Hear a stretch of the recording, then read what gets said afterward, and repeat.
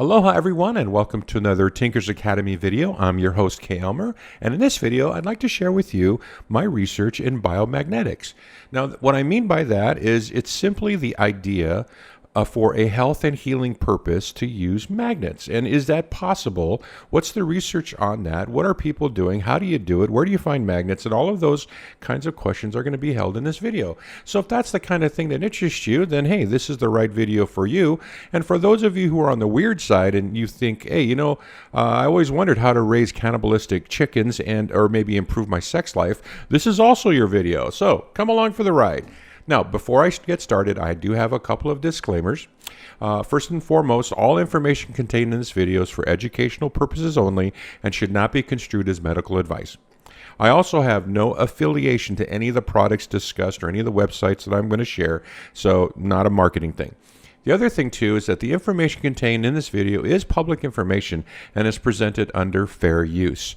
Now, as it relates to biomagnetic therapy, I do want to make sure that everyone understands, is that there's three basic forms of it. So there's three different branches of this one, science. Okay, the first one is the healing hands, and so that's using your own biomagnetic field of your own body and using that to, and putting your hands on people.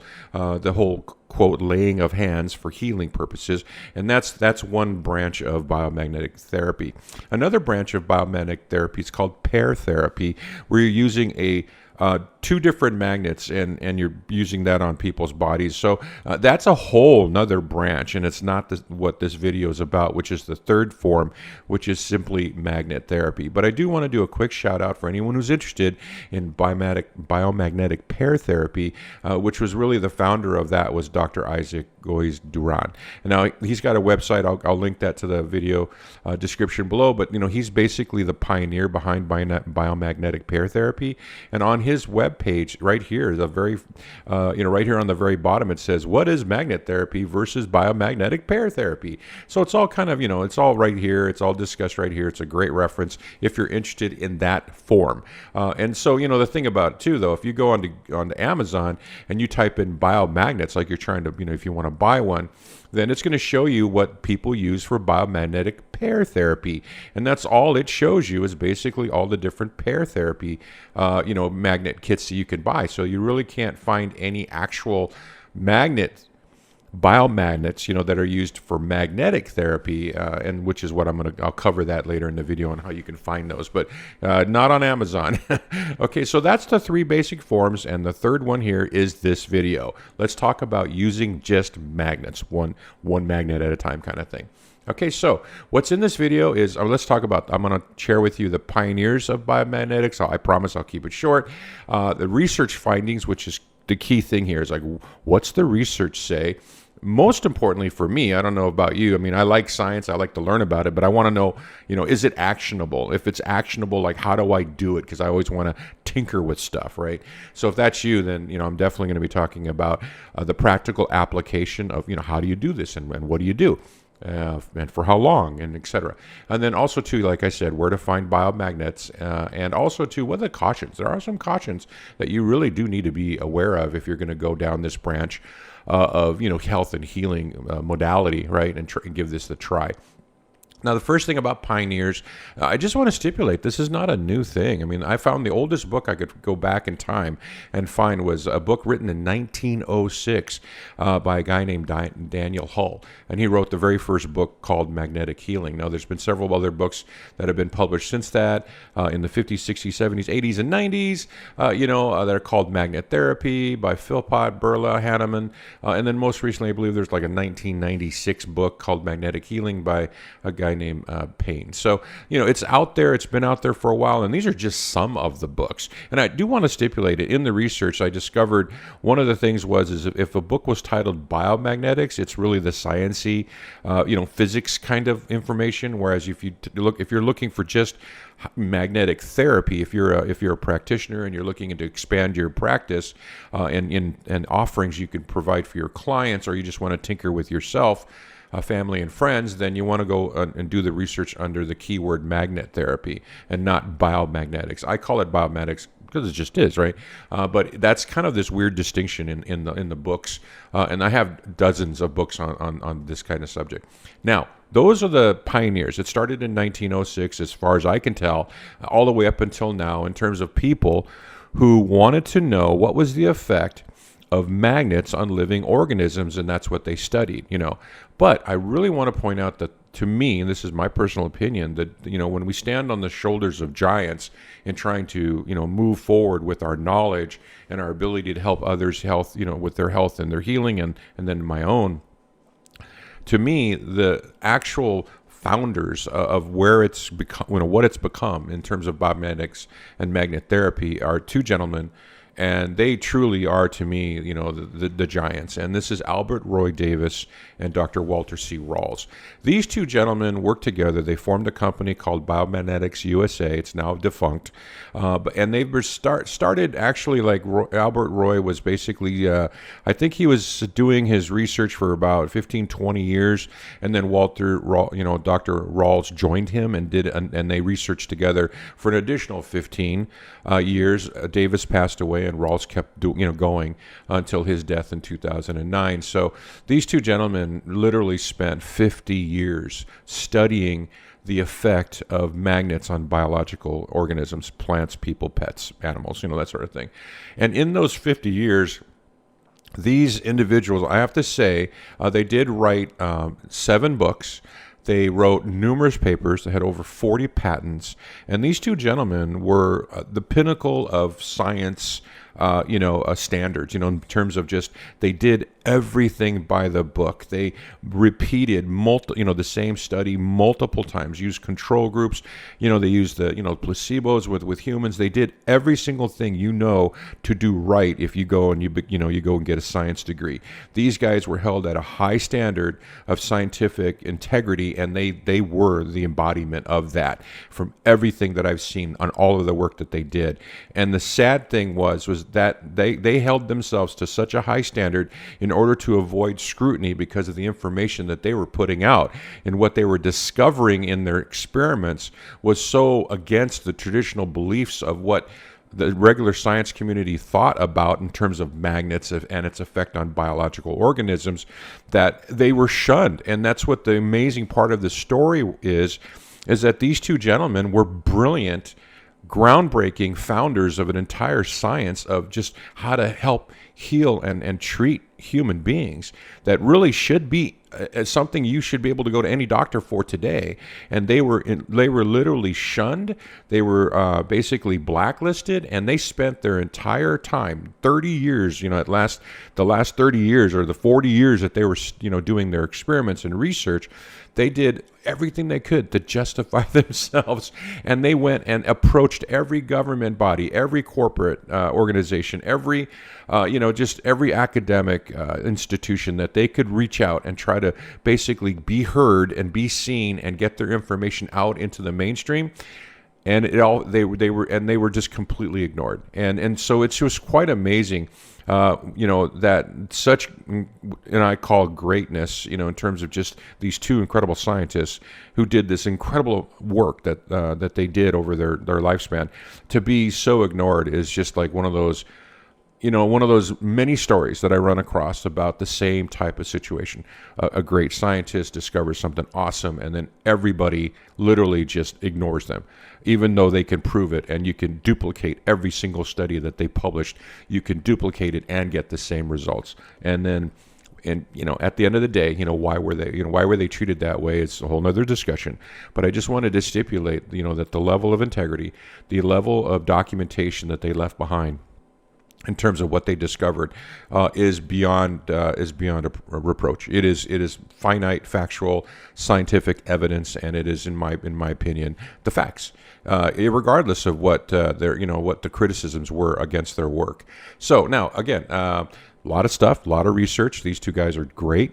And then in 7 books, it took me years to collect this. I was literally not involved, but interested in this science many years ago when their company called Biomagnetics USA was still in business, and I had the fortune of being able to literally purchase all of their different research materials, and interact with them. And it was just, they were alive at the time, and I'm that old. But, the thing is that I did collect all their books. I literally bought all the products that they sold. I experimented for years, and so yeah, I can also personally testify that the magnetic theory of their approach is factual in terms of my humble opinion and my experience. Now, of the 7 books, my point is they basically did all their research, started publishing their findings in books. They had it published research papers, but in books they actually started in 1970, and it took 10 years. They wrote 7 books. And 3 of the books right here, The Magnetic Effect, The Rainbow in Your Hands, and Magnetic Energies, these are the ones that are actionable. So it depends on what your interest is. Are you interested in the science, or are you interested in the application of the science and or possibly, commercializing it? So the how-to books are the 3 books right here, as I mentioned, shown with the arrows. And those are the ones I personally am most interested in. I do like the science, but again, I do really want it to be actionable. Like, what do I do with it? And now, all of these books are out of print, and so the only ones that are available now, I believe, are The Magnetic Effect, and that's the only one I see that's out there for sale. All these other books are out of print, and they're almost impossible to find. In fact, this one right here, this green cover book, is you don't find it anywhere. It's not available anywhere. And I luckily was able to buy one back in the day, and I have a copy of it. So and it's literally their pinnacle of how to use magnets to treat and diagnose and treat. But anyway, so that's the thing about their books and their work and them. So we're talking about Albert Roy Davis and Walter Ralls' work going forward, okay? Just specifically focusing on what they discovered, because they did literally the most amount of work. First things first is, now, what is their theory? And I think that's real important to understand, and it's so simple. The traditional theory of magnetic fields is that it's homogeneous and it's static, meaning that the energy is just there, and that anything that, you take a magnet and you go approach anything that's metal, it's going to start pulling towards it, and the energy just emits an energy, a magnetic energy, and that's called the magnetic field, and it's homogeneous. It's one energy, magnetic energy, right? It's not green, blue. There's no different flavors. It is just what it is, and it does what it does. And so now here's what the diagram shows. This is your traditional theory of magnetic fields, and that the diagrams show that the south and north pole are pulling energy to it, and then the other fields between the poles are wrapping around in this little circle. So now if you take a magnet and you put it under like iron filings, and you want to kind of see the physical representation of this field, you'll also see in traditional science that is exactly what it looks like. That's where they got the drawing, right? So that they'll see that the poles here, north and south, are drawing in the magnetic filings, and that the circle right here, this creates this circle of effect, which is the magnetic field of the magnet, is circular, and it's just all one field based on this picture. So that's why the traditional science guys are going to argue and criticize Davis and Ralls and all these other gentlemen, because this is what they see and this is what they're told in school. However, that's not the facts. The facts are, in 1936, Albert Roy Davis discovered that magnetism is composed of 2 energies, not 1.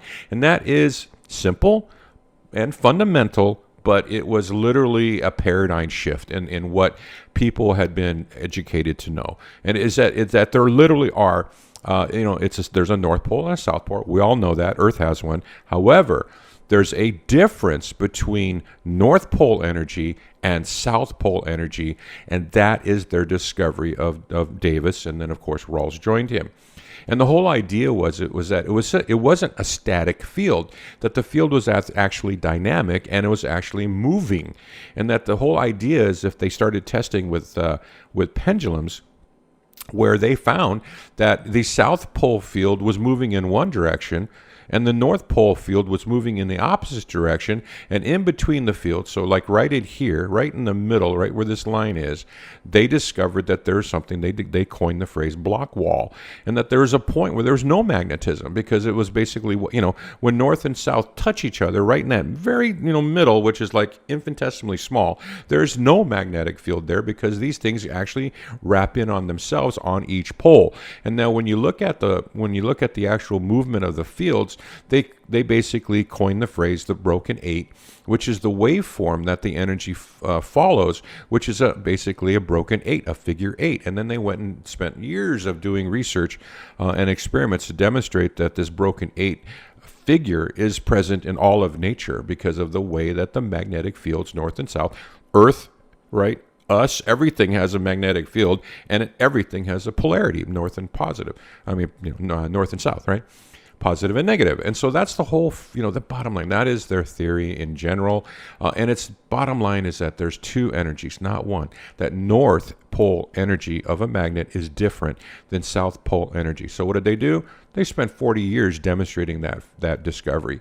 And they basically exposed all sorts of things to South Pole energy and then to North Pole energy to see what the difference was, to prove that there was a difference. So the very first thing that they started looking at in terms of their research findings was plants, and that was the first book that Albert Roy Davis co-authored, was the effects. It was just the research findings of their work on plants. And so now it's published in a lot of different places, but one of their patents 4020590 by Albert Roy Davis, was he invented this gizmo thing that would you could then isolate the South Pole energy versus North Pole energy, and then you could treat in bulk. You could treat seeds. They did a lot of work with agriculture, and they did a lot of work with industry, and that was one of the inventions he'd come up with. And so they had spent years, decades testing their idea on in agriculture, working with farmers. And so there's write-ups on their work with corn, soybeans, beans, sugar beets, peas, melons, cucumbers, oats, wheat, rye, barley, and 12 other vegetables and grain plants. And so they did all of this study for years and years and years, using South Pole versus North Pole versus control group meaning no magnetic fields. So and they did these studies, and just in summary, high level, they discovered that control is control. It's normal. It's just the plants behave the way they're supposed to. But when they treated it to South Pole energy, all right, they discovered that they would get increased growth. I mean, we're talking about the seeds and or the live plants when exposed to just South Pole energy. They would increase in growth. They, like let's say corn would have a longer stalk. The leafy plants would have bigger leaves and more leaves. And they also discovered that they would produce more, grow faster. So, and that's a really big deal for agriculture folks, right? If you could get your plants to grow faster, grow bigger, produce more fruit or whatever it produces, right, that you eat, that's pretty profitable. And so that's what they discovered. That North Pole did the opposite. It made little weakling,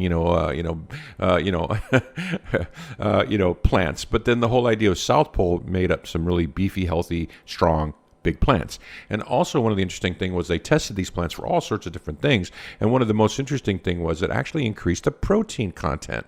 South Pole energy would cause the plant to develop more protein, grow faster, produce more, and all sorts of things. So that's one of the things that they had worked and they discovered as it relates to plants and agriculture.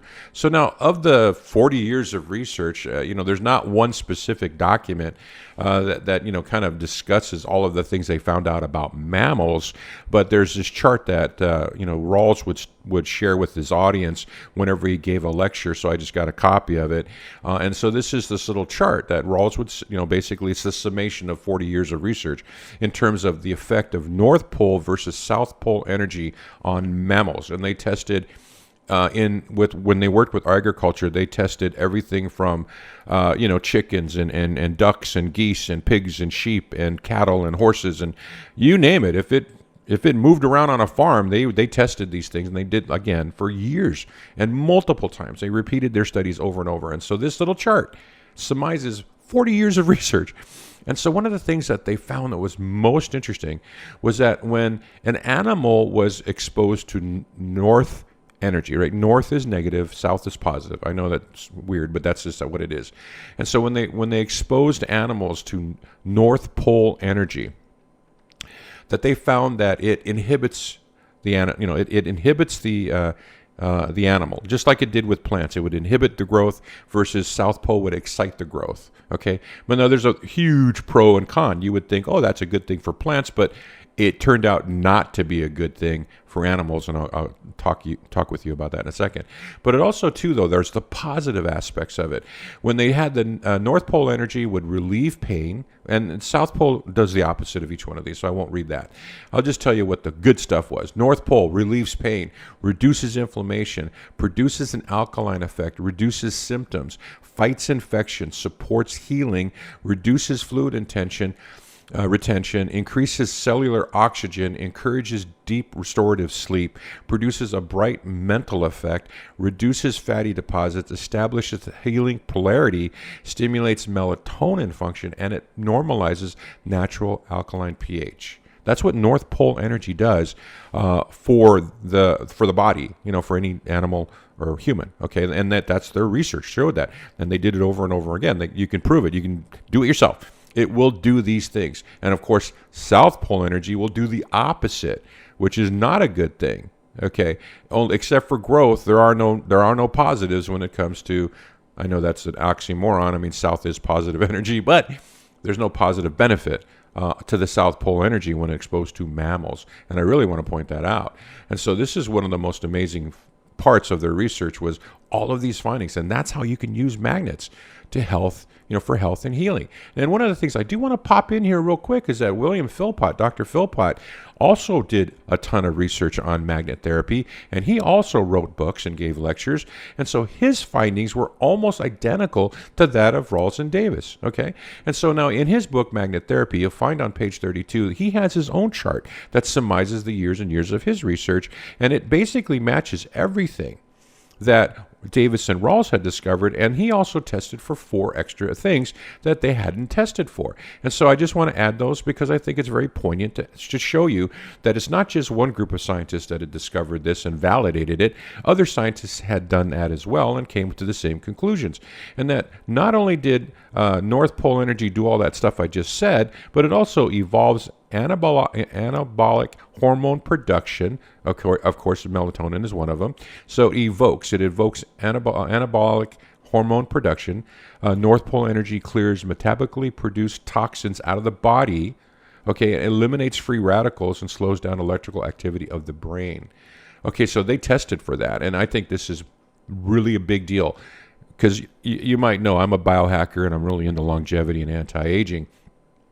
Philpott discovered, on top of what Davis and Ralls discovered, was that it detoxes you, right? And it improves this is huge, and it eliminates free radicals. These are the 2 things that are probably the most outstanding, drivers of aging, which is free radicals and toxins. And so this is Philpott's findings are amazing. In fact, that you could use North Pole energy to help your body detox and eliminate free radicals, and he proved it in his research. So that, I think, kind of surmises the incredible benefits of North Pole energy and the value of the research that these incredible gentlemen brought to the world. So now I got to say, hey, what are some of the cautions out there? Now, so and like I was telling you about mammals and South Pole energy. So I do want to share this story because it is one of the most amazing stories of all of the stuff that I'd read about what the work of these gentlemen. And it came from a book from Davis and Ralls called Magnetism and Its Effect on the Living System. Page 35 to 37, you'll find this story where they talk about their experiments with chickens that they had repeated multiple times, okay?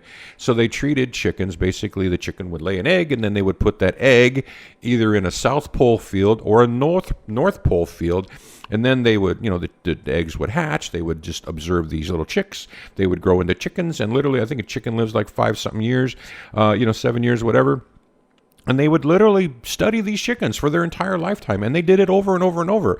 So this is pretty profound because this was what they observed. When you took a chicken and you raised it, while it basically incubated, in a South Pole field versus North Pole, what the difference was. So let's start off. This is right from that book. The South Pole treated chickens, hens and roosters. They grew faster and stronger than the North Pole chicks. They ate more, and near maturity took on a trend towards being cannibalistic in nature. Intelligence was lower in all respects than the other 2 groups of chickens and roosters, the other 2 being a control group that had no magnetic field exposure, and of course the ones that had north. Okay, so now they grew faster, they ate more, they turned into cannibals, and their intelligence was lower. South Pole. North Pole chickens, roosters, they were light eaters, developed slower than the control chicks, and they were sensitive to all surrounding noise, noises: heat, cold, wind, sun. So they were very sensitive to their environment. And this was opposed to the boldness, dull thinking, and reactions, and overly strong South Pole chickens. So they were very much the opposite in terms of their behaviors. And now the study also goes on to say that the South Pole treated chickens and hens were indifferent to any of their surroundings, right? They were not sensitive at all, and completely different than the behavior of the North. So they were completely different behaviors. Now, which you wouldn't expect, right? That if they're just exposed to, quote, static magnet fields, they should be the same, right? It would be different than the control group. That's what you would expect, but you wouldn't expect it to be different if you went South and North Pole, and that's the seminal of their work here, was that it's so different. So now these South Pole treated chicks and hens, during the last stages of maturity, they had started to attack and ate the flesh of the hens, right? The roosters did, and their own kind, and were leaders in the cannibalistic attitudes. In fact, the study actually goes off to us on a sidebar and says that, they got so aggressive, these South Pole treated chickens, they got so aggressive that they had to basically separate them from all of the other chickens, because they all kind of lived together and they were just marked different. And I think they used some kind of paint on them or something to identify which ones was which. But they literally had to corral them all, put them in their own pen to keep them away from the rest of the chickens. That's how aggressive South Pole treated chickens became. And in fact, they also even mentioned in the study that some of these roosters would escape the pen. The South Pole treated roosters would escape the pen, and they would go out onto the farm and attack other animals. And so these things became quite aggressive. And then also, too, their sizes of the South Pole chickens were much larger than the control chickens. So they were way bigger than the ones that had no magnetic field at all. Now, opposed to that, or the opposite of that, the North Pole treated chickens, again, were noted to be very thin, nervous, sensitive, very clean, and they ate sparingly. This group was completely different than the control group.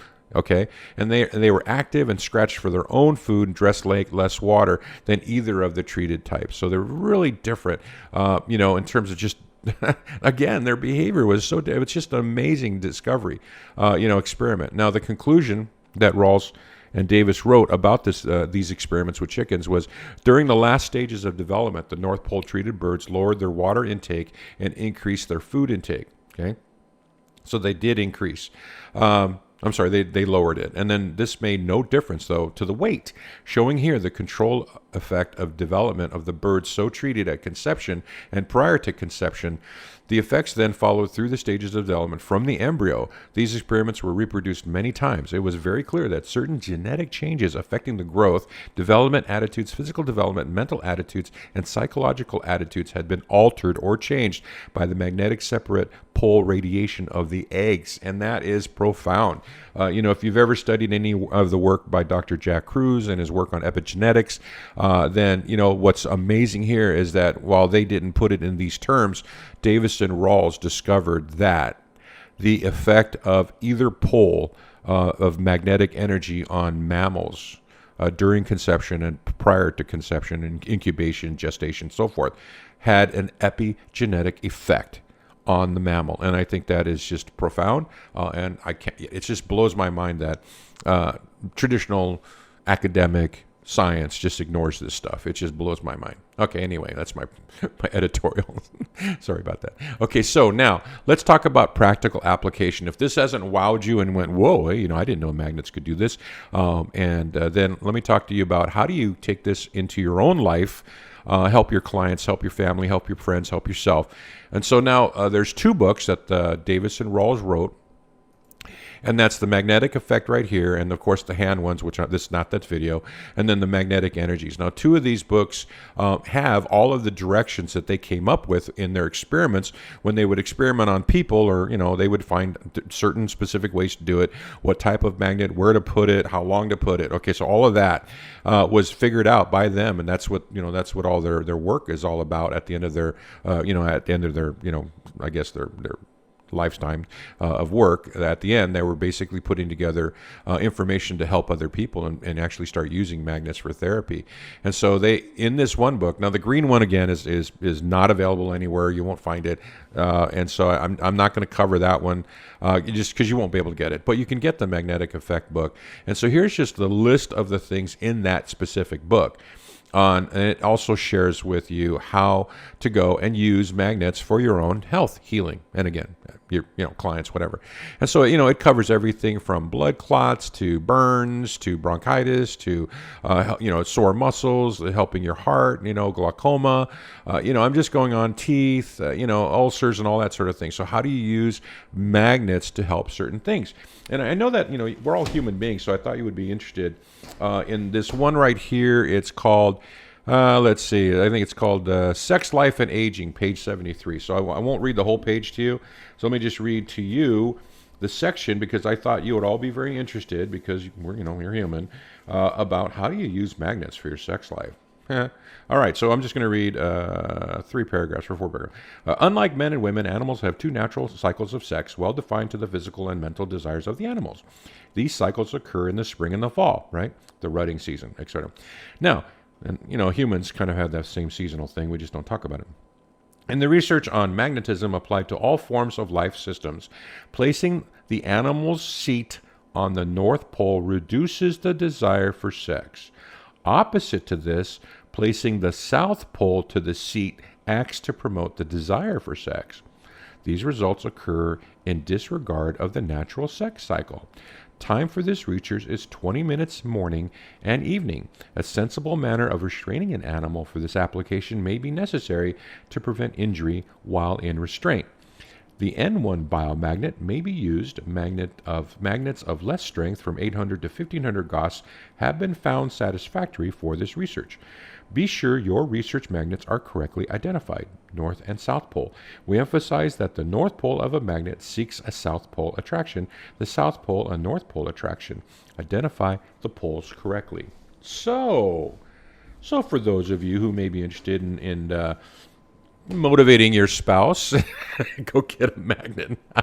South Pole now, don't forget. Okay, so that's the practical application and where to find it. So right here, you can definitely find it in this book. And if you ever can find this one book called Magnetic Energies, then you're definitely going to, that'll be the other book as well. The difference between the 2 books is they have all this kind of information in it. But this green one here, the Magnetic Energies, goes into also not just treatment, but also in terms of diagnostics. Okay, and I'll show you the magnet that it gets used with. Now, practical application. How to determine north from south? Well, if you buy a magnet, most magnets don't have a north and a south written down on it or painted on it. You just get a bar magnet. So there's 3 different ways you can identify the difference between north and south. If you have a compass, which some people do, you basically just note that the south pole of the needle will point to the north pole of the magnet, right? Because in nature, opposites attract. All right, so it's the south pole of the needle points to North Pole magnet. Okay, that's how that works. So remember that if you have a compass. Now, if you're like me and you're I'm a total nerd. I've got tons of different meters. I have a magnometer, and this is what a little magnometer. It's very sensitive. It's for low strength fields. And by the way, the strength of a magnet is measured in a term called Gauss. And so this thing is really, it only measures up to 10 Gauss, plus or minus. Now remember that south is positive and north is negative on a Gauss meter. And so you can use a Gauss meter, and I'm going to show you a video of me using my Gauss meter. It's called a magnometer, and so you can use that. And there's also more expensive, electronic devices that'll measure Gauss as well, and you can find those anywhere. Now, the third way, which is probably the easiest for all of you guys out there who don't have compasses and magnometers, is to just use a pendulum, and any kind of pendulum will work. This is just an example. Even a little nut on a string. And just to remember that if you hang a pendulum over a magnet, the magnetic field interacts with your own magnetic fields, right? And it'll cause the pendulum to swing, or basically spin. And so now, if it's the south pole side of the magnet that you're holding the pendulum over, it'll start to swing clockwise. Now, if it's north, it'll swing counterclockwise. And that's how you can tell. So once you identify it, you can do like me, use a Sharpie, right? And just make a little note, N or S, so you can remember in the future which side of the magnet is north or south. Okay, so that's as easy it is. It's pretty easy to determine, what side is what, because a lot of the magnets you're going to buy will not be marked, and you're going to need to know in order to replicate any of this research and or try this stuff on yourself. Now, where do you find the magnets? Well, the thing about the Davis and Ralls, they actually were selling these magnets. I bought some. I have them. I'm very blessed and very lucky that they were around when, I was around when they were around, and I could buy directly from them and buy these magnets that they had custom made for their research that they were selling to the general public. So then if you read their work and you see they're saying, hey, an N1 magnet or for this therapy or an N2 magnet for that therapy, just note that the N1 was 3,500 Gauss, very strong magnet. These are ceramic magnets now. Do not use neodymium. The rare earth magnets are way too strong and they don't fit the bill. They're not the strength. They need to be a lot less less strong. So neodymium and all of those rare earth magnets, don't use those. In this world, you live in the ceramic magnet space, okay? And so if you have or could get a hold of an N1, you'd want to get a magnet that's 3,500 Gauss, and when they say use an N2, it's 4,500 Gauss, all right?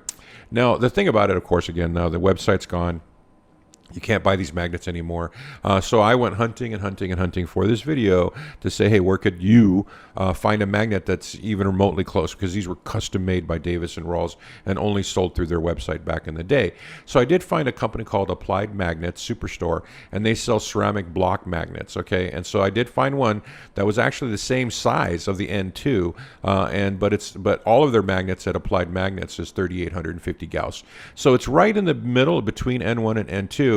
And I'm thinking that if you guys really wanted to get into magnet therapy, that this would probably be an adequate magnet, because in a lot of their work, as you noted earlier when I had spoken about the difference in treating something, I forgot what I was already, that you could use a lower power magnet. So the whole idea here is that, you can definitely use this magnet. From everything I've read, this would be a really great magnet to use, except you're going to just get it and it's not going to be marked. So you're going to need to figure out which is north and south. So just to kind of show you that, if you go to Applied Magnets, that's this store.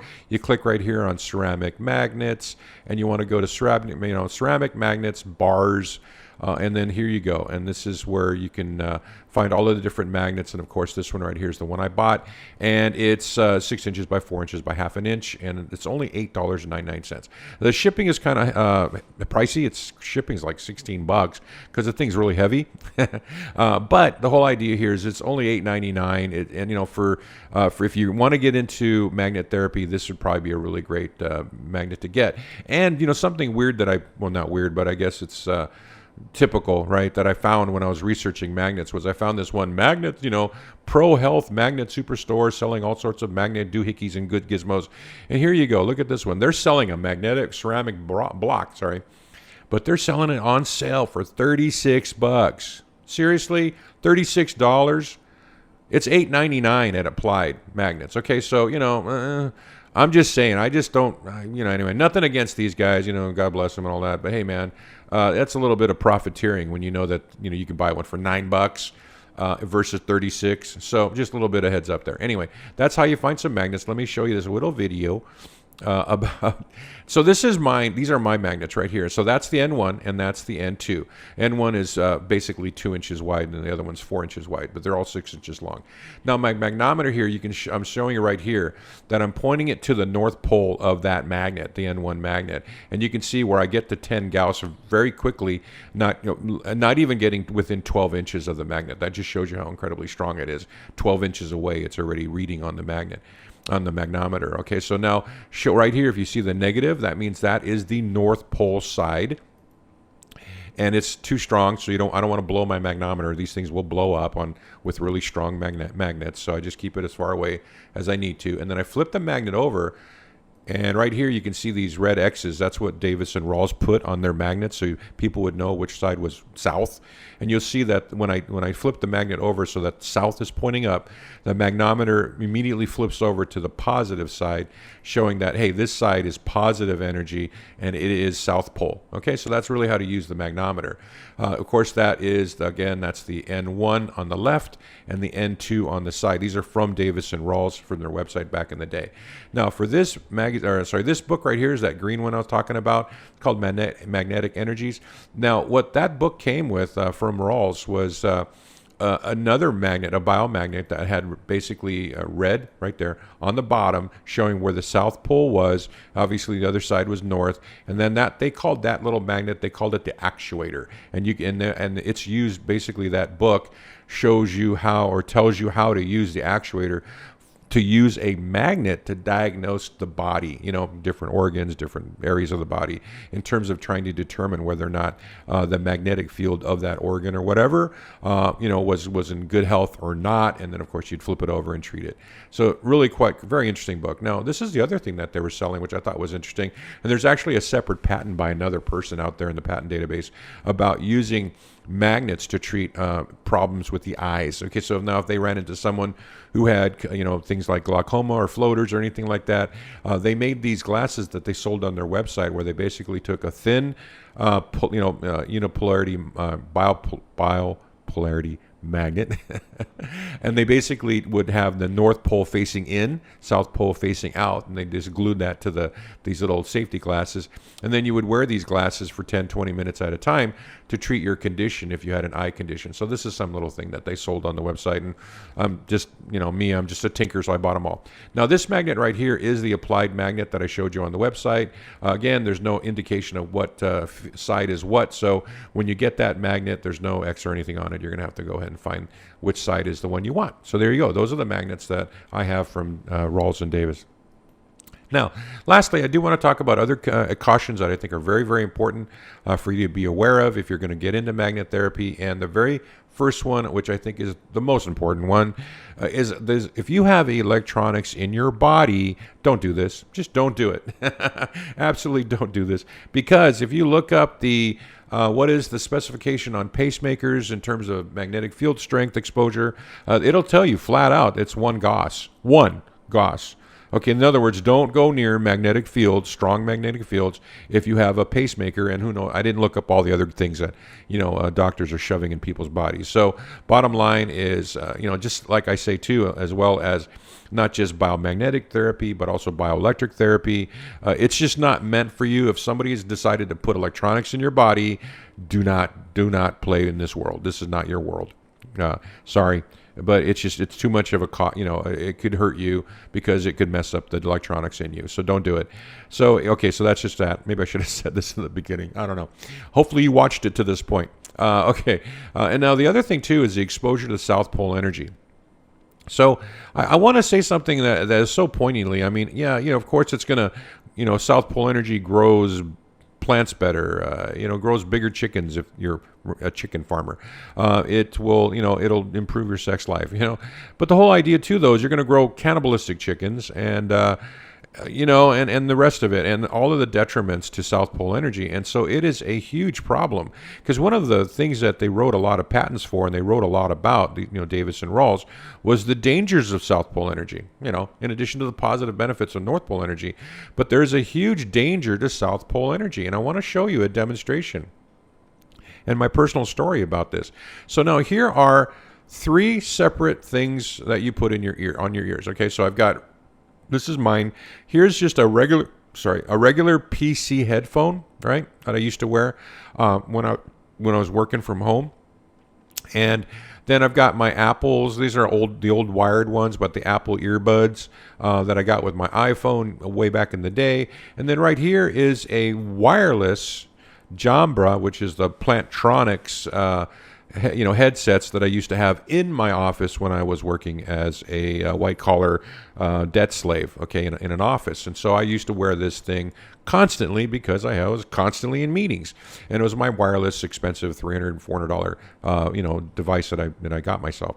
So the idea here is that, when you're putting stuff on your head, or you're sitting inside of a, let's say, electronic vehicle, or anything you're exposed to that's, going to be something along the lines of magnetic, you need to be aware, and this is my caution about, are you sitting in a South Pole field, or are you exposing your brain to South Pole energy, which is bad, or is it North Pole energy, which is good? So now here's the difference here. So let me go ahead and I'll show you what happens. I'm testing the regular old PC headset that I got off Amazon, and I had to buy 4 or 5 of these before I found this one, this particular model, which was North Pole energy, right? Negative is north. And so this was a headset that I would wear, and I would feel comfortable with it, and it had no effect, no negative effect on me. And so this was like, I consider it, North Pole energy is safe, it's beneficial to the human body. And so, yeah, putting this thing up on my ear next to my brain, was not a detriment. And, it was just, I actually, like I said, I bought 4 of these things, threw the other 3 away, kept this one because it was the only one that they sold me that was North Pole magnet towards my head. Now, if you look at the old iPhone earbuds, I haven't tested a new one. I don't have an iPhone now. But take a look at this one. Even though this is a very, very weak magnetic field coming off of this earbud, it is South Pole energy.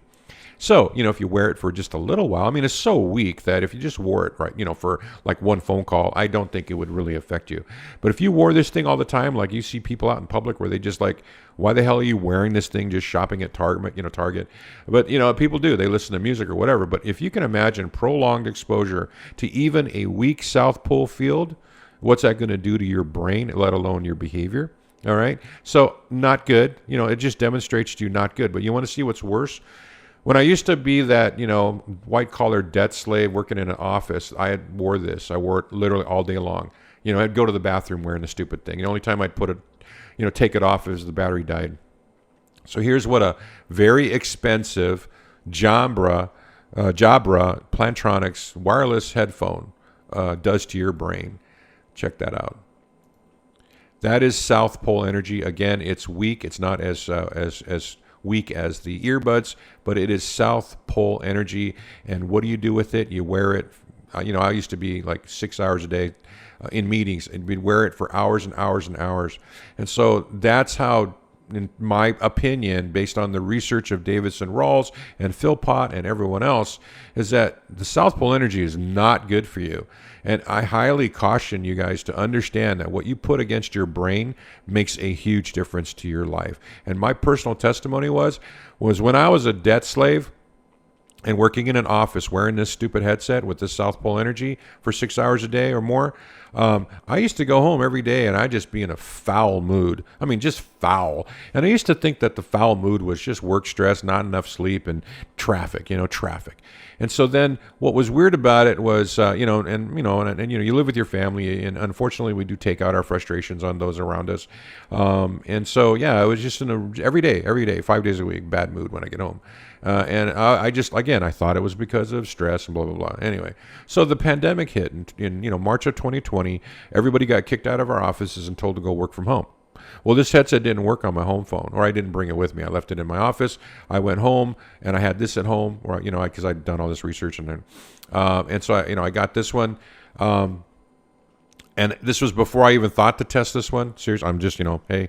My bad. I know all of this stuff, but then I forgot to test this one until like around the pandemic when I got this one and I started thinking about it because I had to buy this one. I started to think about it and went, wait a minute, so that's when I tested this, and I didn't test this again for another, long story short. Anyway, so I tested this one, found one that was not North, that was North Pole, not South Pole, and started wearing that every day. Well, yeah, I didn't have the whole issue of traffic to, kind of annoy me, on my way home from work or to work. But I still had all the stress. I still had all the lack of sleep. I still had all the work, hours and hours and hours in meetings. And then guess what? I was no longer ever in a bad mood in the afternoon. And, even my daughter noticed, like, wow, you really changed. And I'm like, yeah, I wasn't getting any better sleep. My work wasn't any less stressful. It was even more stressful because we had so much work to do. And you had to do it without, without being able to meet with each other physically and all that stuff. So, yeah, I mean, literally, I was working from home for 3 years before I retired. And the difference between how I felt wearing this one versus how I felt wearing this one was night and day. which is north and south. So that's my testimony there. So again, I really caution everybody to watch your exposure to South Pole energy, and please take care of yourself. Now, the other thing too, the last caution I want to point out is the prolonged exposure to North Pole energy. So, there's a lot of you guys out there that are into like, magnet pads that you put on your bed. There's everything from bracelets to things you put around your body. I've even seen magnet socks. So there's all these different products out there, and whether or not the developers of those products decided to research Ralls and Davis and Philpott and all those other guys. Did they really do their homework? When you're laying on a mat, are you really laying on North Pole energy or South? So if you're going to do that, you want two things. You're going to buy a magnetic product. Just douse it. Is it north towards you or south towards you? And then of course, bad versus good. And secondly, the prolonged exposure. Now, one of the things about prolonged exposure was, if you listen to any of the Dr. Ralls lectures, he talked about two things that I think is why they're bullets on this slide. First thing is he just absolutely emphatically would stipulate every time he gave a speech that he would never use anything or ever expose himself to South Pole energy. Given 40 years of his research into what it would do, he would just avoid it like the plague. So based on his recommendation alone, given who he is, and also his demonstrated experiments and the results of those, exposure to South Pole energy is not a good thing. Be very careful. And that's directly from Walter Ralls. The other thing that Walter Ralls would stipulate too is that while North Pole energy was positive, it's not meant for prolonged. He would never ever go beyond the confines of his research, which was like 20 minutes day and night kind of thing. So prolonged, like all night long, he did not agree that was a beneficial thing for the human body, because the body has its own magnetic field, its own polarity, and if you expose it to one side or the other for too long, you're going to throw off your own body.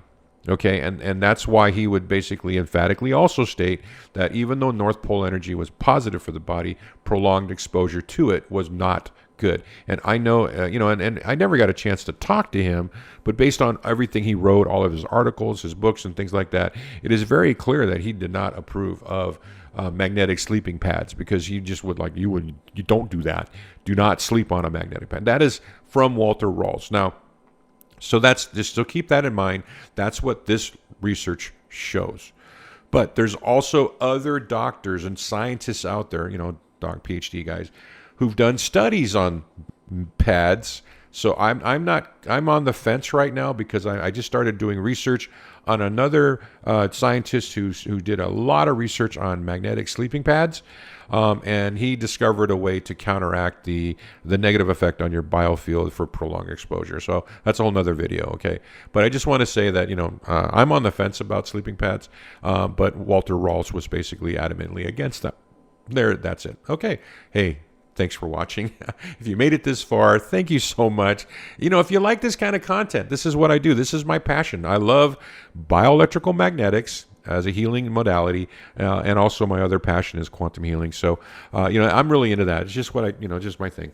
So if you want to learn more about that kind of stuff, please follow me, like, subscribe, whatever that notify bell thing, for my YouTube channel. I also have a blog where I post all this stuff too. And also, it's all my stuff is on my blog. And and if you type in tinkers.academy in your browser URL window, of course, there's the link in the description below. It'll go right to my blog, where you can find a lot more content of this nature. In both of those types of categories. So that's where you can learn more about this kind of stuff. Of course, I have a health and healing Telegram chat group. I'll put a link in the video description.